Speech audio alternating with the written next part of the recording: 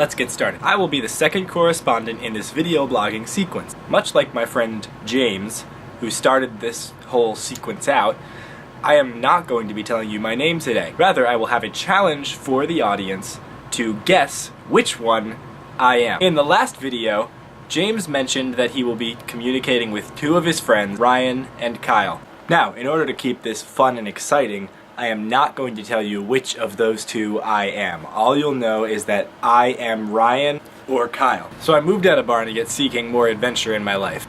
And more money. I moved to a town called North Brunswick. It's about an hour and a half north of Barnegat and about an hour away from where James lives now. So the trio of James, Ryan, and Kyle, all together, we pretty much surround New Jersey. So James, you mentioned in your video that you were going to be discussing mostly nerd-based things, movies, video games, TV shows, cool knickknacks and stuff that you like to keep in boxes, which I am strongly against. And if you just take you rotate it, and then you have to flip around it.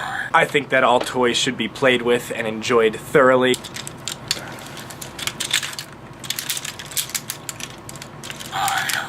You're making those toys sad, man. I think this is a wheel.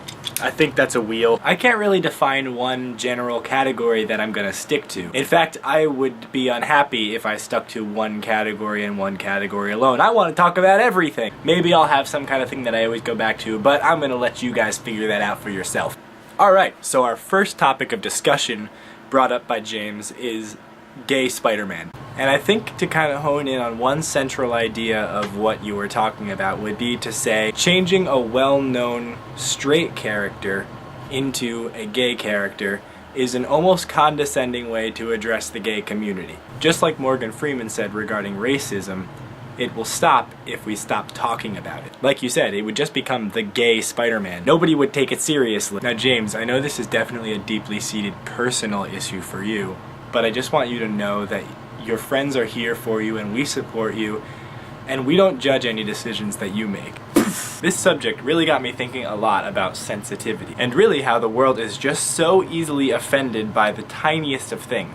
If you really think about it, nothing has to be offensive, it's all how you perceive it. And my question to you guys is this something that is woven into our code as a human being, or is being offended by things something we are taught how to do? Personally, I believe it's more of a learned behavior. It just seems pretty obvious that it's culturally based. What part of our genetic code tells us to be offended by the word motherfucker? I have a very thick skin, I don't get easily offended by anything. In fact, I challenge you guys to try to offend me either in the comments or in a video response. That means you, Ryan, Kyle, or James.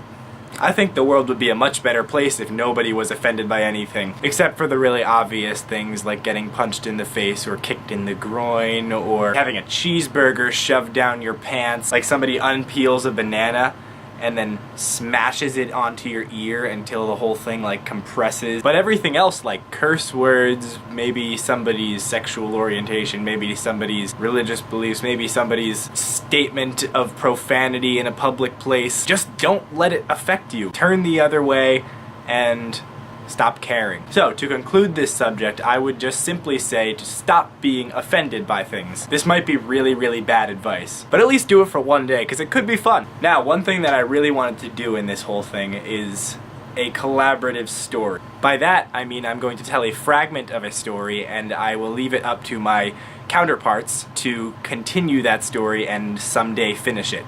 So 1 month from now, we'll be able to do a supercut of all of us telling fragments of the story and putting it into one giant, awesome, legendary story. Our story begins. Carl Weathersburg spent the early parts of his life studying movie makeup effects. This was his dream job. He aspired to be a makeup artist in movies. He would invite his friends over and change their gender. One time, he even made his dog look like Rosie O'Donnell. This kid was a true prodigy. Alas, debt happens to the best of us. Thinking he was the best makeup artist of his time, he went ahead and bought a house, an elephant, 3 giraffes. This put him into crippling debt, so he slowly went insane. He developed a series of mental illnesses. After a few years of dealing with this, he decided it was time to get help. But as he was financially unable to afford therapy, he had to find another way to get it. So he used his skills as a makeup artist to sneak into a mental health facility and change his appearance and steal therapy sessions from people who